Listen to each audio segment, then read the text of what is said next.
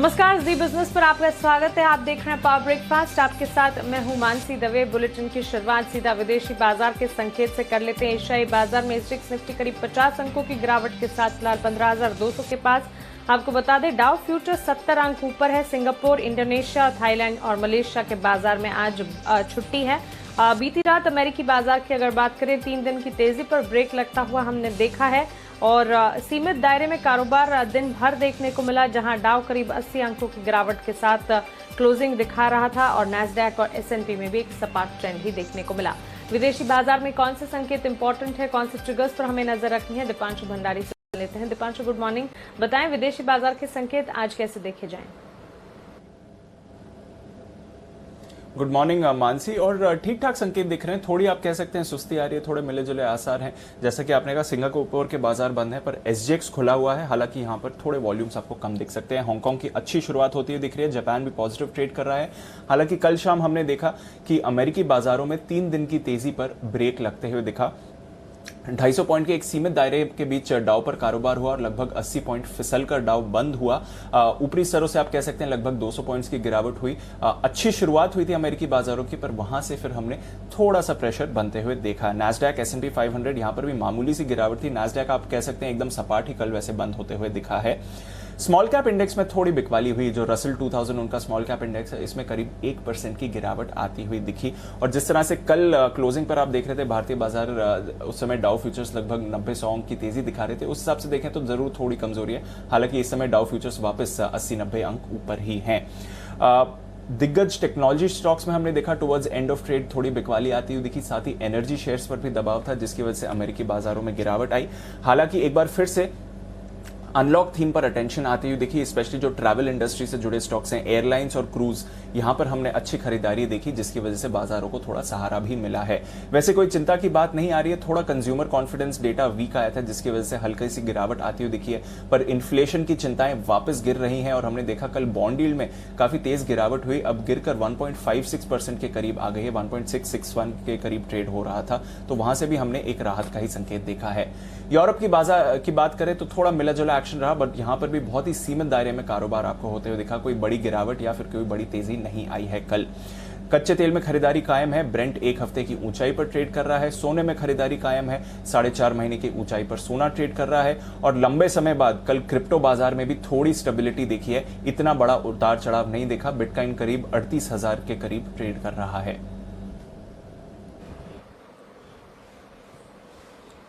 बिल्कुल, तो चलिए विदेशी बाजार के संकेत तो हमने जाने, लेकिन दीपांशु, फिर कोरोना के आंकड़ों का ताजा अपडेट क्या है, ये भी बताएं। अब एक दिन की गिरावट के बाद वापस 2 लाख के ऊपर मामले आते हुए दिखे हैं। बट मानसी, जैसा आपको याद है, कई हफ्तों से हम बात कर रहे हैं। वेडनेसडे, थर्सडे को यूजुअली हम अपटिक देखते हैं। मंडे, ट्यूसडे को थोड़ी वीकेंड की सुस्ती रहती है, जिसलिए डेटा थोड़ा कम आता है। बट वेडनेसडे को हम मामले बढ़ते हुए देखते हैं। हालांकि इतना कोई बड़ा उछाल नहीं आया है। परसों 1,95,000 मामले थे, उसके सामने कल 2,08,000 नए मामले सामने आते हुए दिखे हैं। मरने वालों की संख्या थोड़ी ज्यादा है। 4,160 लोगों की कल मौत भी हुई है। तमिलनाडु, केरला, यहां पर मामलों में बढ़त आ रही है और ये जो सदर्न स्टेट्स हैं, यही एक चिंता का विषय बने हुए हैं। तमिलनाडु, केरल, कर्नाटक, वहां पर रखिए नजर। वेस्ट बंगाल में भी हमने देखा 17,000 से ज्यादा नए मामले सामने आते हुए दिखे। पर उसके सामने गुजरात, यूपी, एमपी, यहां पर 4,000 से कम नए मामले हैं। तो ये एक अच्छा संकेत है। और कुल एक्टिव मामलों की संख्या भी अब 25 लाख से कम हो गई है देश भर में। वैक्सीन से जुड़ी काफी सारी खबरें आपको आती हुई दिखी हैं। एक तो मॉडर्ना, वो भारत में अपनी वैक्सीन लाने के लिए तैयार है और इनकी सिंगल डोज ही वैक्सीन होगी, यानी कि आपको सिर्फ एक ही बार इसका टीकाकरण कराना पड़ेगा। सिप्ला समेत कई और फार्मा कंपनीज के साथ इनकी बातचीत चल रही है। 5 करोड़ डोजेस भारत आ सकती हैं, वहां पर रखिए नजर।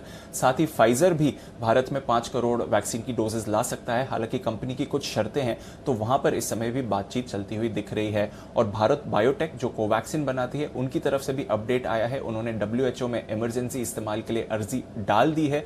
उनका अनुमान है कि जुलाई से सितंबर के बीच इन्हें WHO से परमिशन मिल जानी चाहिए इमरजेंसी इस्तेमाल के लिए। ऑलरेडी 13 कंट्रीज ने कोवैक्सीन को अपना अप्रूवल दे दिया है।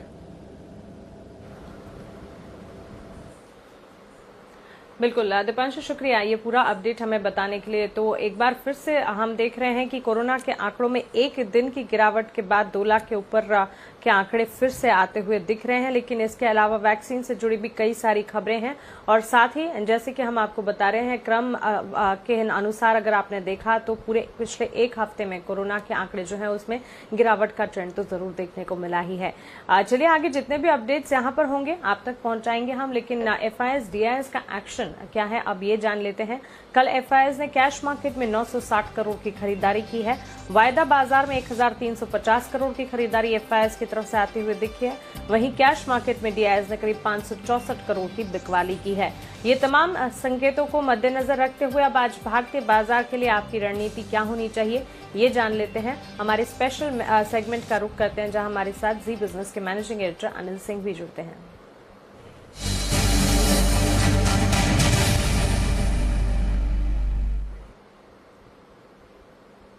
Anil sir, good morning. Monthly expiry के ठीक एक दिन पहले भारतीय बाजार की तस्वीर सर आज कैसी दिखेगी? ग्लोबल मार्केट्स के संकेतों को कैसे देखना है, FIS की खरीदारी को कैसे समझे और आज के लिए पहली रणनीति क्या होगी? Good morning Mansi. देखिए, संकेत मिले जुले हैं। जितना अमेरिकी बाजार कमजोर हुए हैं डाउ पर कल देर रात, उतने ही डाउ फ्यूचर्स लगभग ऊपर ट्रेड करते हुए दिख रहे हैं। हालांकि हमारे बाजारों के बंद होने के वक्त थोड़े हरी निशान में ट्रेड होने के संकेत थे, तो उस लिहाज से देखें तो एकदम आप कह सकते हैं कि मिले जुले से संकेत है। बहुत तेजी के नहीं, बहुत मंदी के नहीं। इतना भारतीय बाजारों के लिए काफी है। वैसे भी 3 दिनों की तेजी के बाद एक ब्रेक लगने की संभावना थी ही, वही होता हुआ दिखा है। तो कोई खास ऐसे बुरे संकेत ग्लोबल मार्केट से है नहीं, और एशिया के 4 बड़े बाजार तो आज बंद हैं, तो कोई खास वहां से भी संकेत नहीं आ रहे हैं।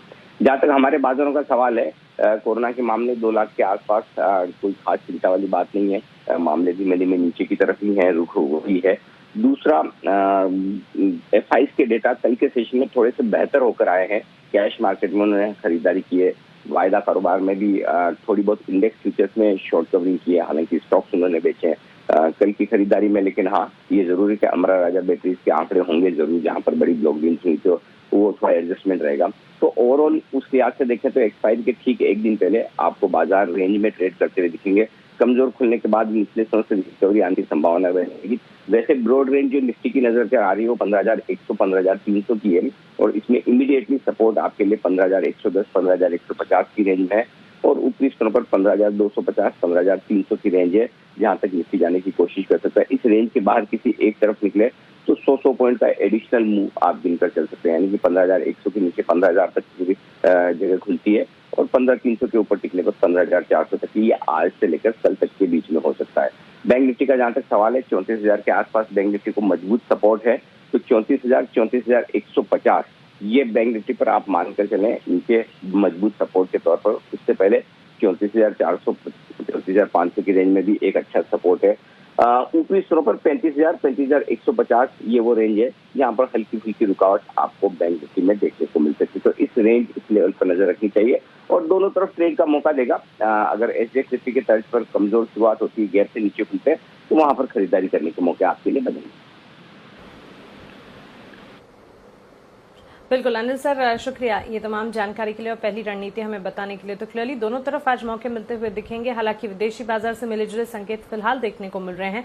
ट्रेडिंग रेंज की अगर बात करेंगे निफ्टी में 15,110 से 15,150, इसे आप मजबूत सपोर्ट के तौर पर मानकर चल सकते हैं।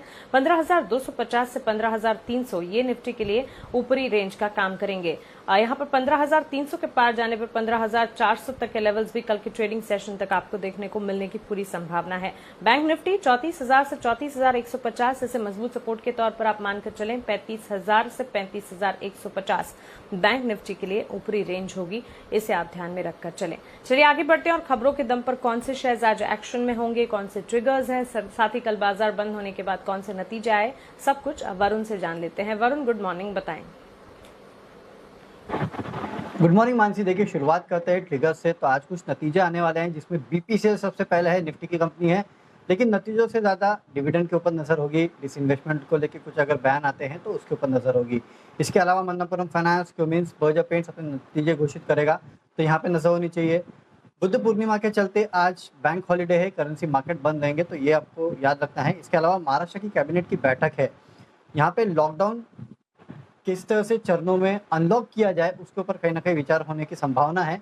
तो इसके ऊपर नजर रखिएगा। और अरविंद लिमिटेड यहाँ पे नतीजों के साथ साथ पूंजी जुटाने पे बोर्ड की बैठक है, एनसीडी के जरिए करीब 200 करोड़ के आसपास जुटाना चाहती है कंपनी, तो इस पे होगी नजर। नतीजे आए थे लक्ष्मी ऑर्गेनिक्स के, नतीजे काफी बेहतरीन है। रेवेन्यूज करीब 34.5% बढ़े हैं, मार्जिन 5.1% से बढ़ के 12.3%, और जो कंपनी का मुनाफा है 10 करोड़ से बढ़ के सीधे 36.5 करोड़ पे आया है। डिविडेंड दिया गया है 0.5 रुपीज़ प्रति शेयर का।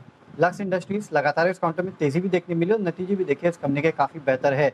रेवेन्यूज़ करीब 48% बढ़े हैं, इसके अलावा मार्जिन 16.2% से बढ़ के 20.8%, मुनाफा जो है 41 करोड़ से बढ़ के करीब 90 करोड़ के आसपास आया, तो इस कंपनी के बेहतरीन नतीजे हैं। इगारिशी मोटर्स नतीजे अच्छे हैं, कंपनी की आय में करीब 43% के आसपास का उछाल है, मार्जिन 11.2% से बढ़ के 15.8, और कंपनी के जो मुनाफा है 2.2 करोड़ से बढ़ के सीधा 11 करोड़ पे आया है। 1.5 रुपये प्रति शेयर के डिविडेंड का ऐलान कंपनी ने किया है। अंजनी पोर्टलैंड सीमेंट, यहाँ पे भी नतीजे अच्छे हैं, रेवेन्यूज 28% बढ़े हैं, मार्जिन 17.3% से बढ़ के सीधे 26%, और मुनाफा जो है कंपनी का 8 करोड़ से बढ़ के करीब 24 करोड़ के आसपास आया है। 5 रुपये प्रति शेयर का कंपनी ने डिविडेंड का ऐलान किया। और पॉलीप्लेक्स कॉर्पोरेशन नतीजे बेहतरीन है, रेवेन्यूज 8-9% बढ़े हैं, मार्जिन 7.5% से बढ़ के 20.4%, और कंपनी का मुनाफा जो है 21 करोड़ से बढ़ के सीधे 204 करोड़ पे आया। 70 रुपये प्रति शेयर का कंपनी ने डिविडेंड का ऐलान किया। तो जितनी मिड कैप कंपनीज है सबके नतीजे जो है काफ़ी बेहतरीन है। सन फार्मा एडवांस रिसर्च, जिसको आप स्पार्क के नाम से भी जानते हैं, वहाँ पे नजर रखिए क्योंकि प्रमोटर दिलीप सांघवी ने एमडी के पद से इस्तीफा दे दिया है। अब कंपनी के नॉन एग्जीक्यूटिव डायरेक्टर के रूप में कंपनी से ये जुड़े रहेंगे, और मिस्टर अनिल राघवन को नया सीईओ जो है वो नियुक्त किया गया है। इसके लिए स्पार्क आज आपके रडार पर रहना चाहिए। न्यूलैंड लैब, पार्किंसन की एक दवा है, उसके लिए यूरोपियन डायरेक्टरेट से इस कंपनी को मंजूरी मिली है, तो यहाँ नज़र रखिएगा। और सिप्ला, यहाँ पे नज़र रखिएगा क्योंकि मॉडर्ना के साथ सिप्ला और काफ़ी सारी कंपनियों ने बातचीत जारी है इनकी जो दवा है उसको लॉन्च करने के लिए, और माना जा रहा है कि अगले साल तक भारत में मॉडर्ना की जो सिंगल डोज दवा है वो कोविड के लिए वो लॉन्च हो सकती है, और शुरुआत में शायद 5 करोड़ के आसपास की डोजेज जो है उसका सप्लाई मॉडर्ना कर सकती है। तो इसके लिए फार्मा कंपनीज आपके रडार पर होनी चाहिए, लेकिन खासकर सिप्ला जो है उस पर नजर रखिएगा। बिल्कुल वरुण, शुक्रिया ये सारे खबरों वाले शेयर्स हमें बताने के लिए। तो मिड कैप कंपनियों के जितने भी नतीजे कल आते हुए दिखे हैं, दमदार नंबर्स देखने को मिल रहे हैं। इसका सीधा आज इम्पैक्ट हम इन तमाम कंपनियों पर देखेंगे, जबकि बाजार खुलते हुए हम देखेंगे। इसके अलावा कई सारे खबरें भी हैं जिस पर हमें नजर रखनी होगी। स्टॉक स्पेसिफिक मूव्स कई सारे आते हुए आज के सत्र में दिख सकते हैं, लेकिन हमारी खास पेशकश बाजार आज और कल में HDFC सिक्योरिटीज के VK शर्मा ने ऑप्शंस की दमदार रणनीति सुझाई है। आइए वो आपको बताते हैं।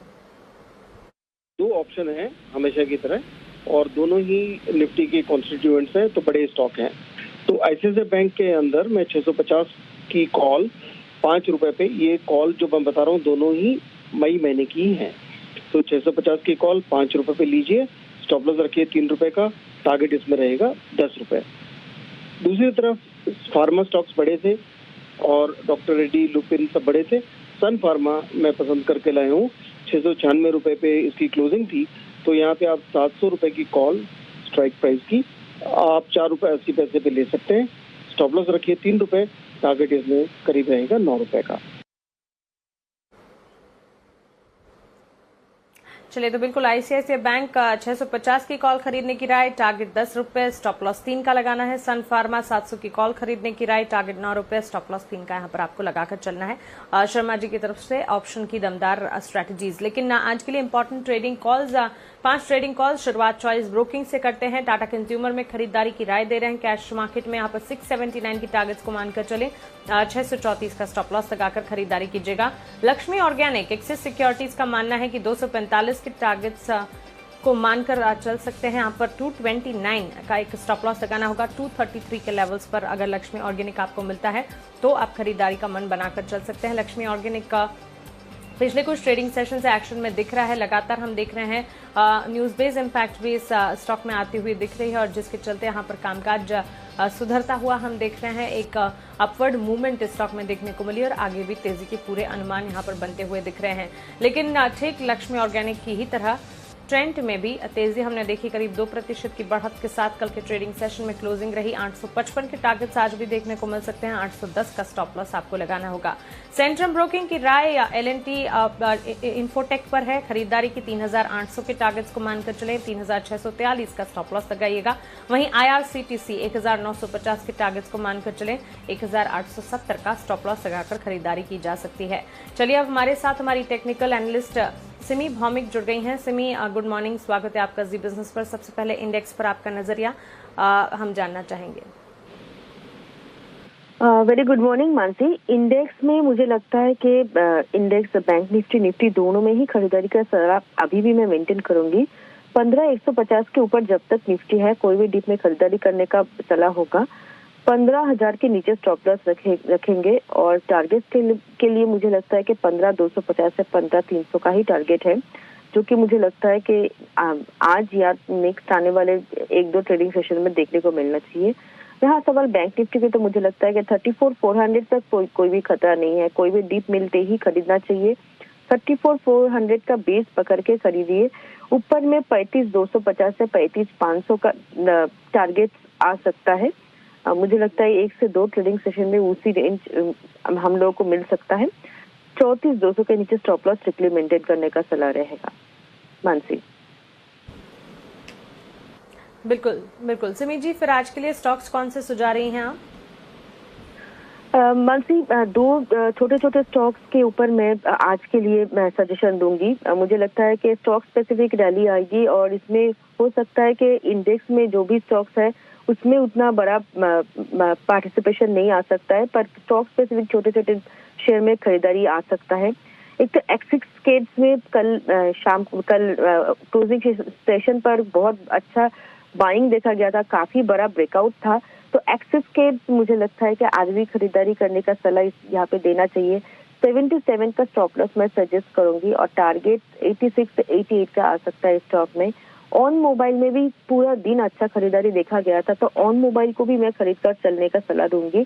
120 का स्टॉप लॉस फॉलो मेंटेन करना पड़ेगा और टारगेट 132 से 140 आ सकता है स्टॉक में। तो दोनों मेरा छोटे स्मॉल कैप स्टॉक्स में मैंने सजेस्ट किया है, तो दोनों में ही नजर रखना पड़ेगा। हाँ जी, बिल्कुल सिमी जी, शुक्रिया ये अपने रिकमेंडेशंस हमें बताने के लिए।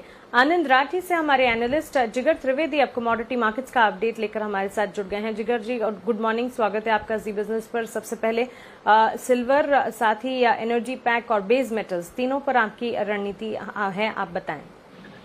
Good morning Mansi. सो कल के सेशन में हमने देखा था कि जो यूएस का डेटा आए थे, consumer confidence, housing starts data, so वहां से थोड़ा बहुत डिसअपॉइंटमेंट मिला था and we have seen gold and silver once again rallying. Inflation के कंसर्न्स यहाँ मार्केट में थोड़ा स्लोली एंड ग्रेजुअली कम हो रहे हैं। So we have seen gold prices crossing 1900 mark and silver $28 on the Comex. लग रहा है सिल्वर में और भी यहाँ पे मोमेंटम काफी अच्छा हो सकता है। ये 1 या 2 सेशंस की बात नहीं है, लेकिन 1 या 2 हफ्ते में हमें यहाँ पर 75,000 के प्राइसेस देखने को मिल सकते हैं, पर्टिकुलरली सिल्वर में। So I am really bullish for silver intraday. So one can go long in July silver buy around 72,100, 71,700 is a stop loss and the target would be 73,100. Energy pack की में हम बात करें तो यहाँ पे हमें क्रूड में थोड़ा बहुत बिकॉली आती हुई दिख रही है। जून कॉन्ट्रैक्ट बिकॉली चल सकते हैं यहाँ पे 4840 के आसपास। 4880 का स्टॉप लॉस एंड 4750 का टारगेट लेके यहाँ पे चल सकते हैं। आज के दिन में इन्वेंट्री नंबर्स भी आएंगे और ईरान को न्यूक्लियर पैक को लेके जो भी कंसर्न्स मार्केट में है, so it will have an impact on the prices. Lastly base metals में मुझे कॉपर में लग रहा है कि यहाँ पे टेक्निकल करेक्शन आ सकता है। जून कॉन्ट्रैक्ट बिकॉली करके चल सकते हैं 745 के आसपास। 748 is a stop loss and 739 is target. बिल्कुल जिगर, शुक्रिया ये तमाम जानकारी के लिए, आपने रिकमेंडेशन हमें बताने के लिए। अब हमारे साथ आशीष जुड़ गए हैं, उनसे ब्रोकरेज रिपोर्ट्स जान लेते हैं। आशीष, गुड मॉर्निंग, बताएं। Good morning Mansi. नतीजों के बाद ढेर सारी रिपोर्ट्स आई हैं। सबसे पहले हाल के मिला जेपी मोर्गन की रिपोर्ट है, ओवरवेट बरकरार रखा, 3,330 से बढ़ा 375 कर दिया गया। इसके अलावा अगर आप देखें तो जेफरीज ये खरीदारी की राय दे रहे हैं, 3,392 से लक्ष्य उन्होंने घटाकर 3,361 कर दिया है। इमामी पर भी नजर रखिएगा। गोल्डमैन सैक्स की रिपोर्ट है, न्यूट्रल की राय दी है, 463 रुपए का लक्ष्य दिया है। हालांकि इससे पहले लक्ष्य इनका 450 था, थोड़ा सा लक्ष्य बढ़ाया। क्रेडिट स्विस आउट परफॉर्म की रेटिंग दे रहे हैं, इन्होंने भी लक्ष्य 25 रुपए से बढ़ाकर 600 रुपए कर दिया है। थर्मैक्स नतीजे तो अच्छे हैं, लेकिन मैक्वारी अभी भी इस स्टॉक पर बेरिश है, अंडर परफॉर्म की रेटिंग दे रहे हैं 830 के लक्ष्य के लिए, 1408 की कल की क्लोजिंग है। बजाज इलेक्ट्रिकल्स यहाँ पर अच्छे नतीजे, बढ़िया रिपोर्ट आई है मॉर्गन स्टैनली की, ओवरवेट की रेटिंग को बरकरार रखा है करीब 1480 रुपए के लक्ष्य के लिए, 1130 कल की क्लोजिंग है। इसके अलावा स्टील कंपनीज पर भी नजर रखिएगा, क्योंकि जो है क्रेडिट स्विस ने सभी की जो रेटिंग है इसे डाउनग्रेड कर दिया है, और रेटिंग डाउनग्रेड करके हालांकि देखिए तो लक्ष्य करंट मार्केट प्राइस के अनुसार एडजस्ट किए हैं। टाटा स्टील पर जो है न्यूट्रल से आउट परफॉर्म से न्यूट्रल की राय दी है। जेएसपीएलपी भी अगर आप देखें तो सिमिलर है, हालांकि लक्ष्य 250 से बढ़ाकर 450 कर दिया है। सेल पर न्यूट्रल की राय है, लक्ष्य 43 से बढ़ाकर 140 रुपए कर दिया गया। बिल्कुल आशीष, शुक्रिया ब्रोकरेज रिपोर्ट हमें बताने के लिए।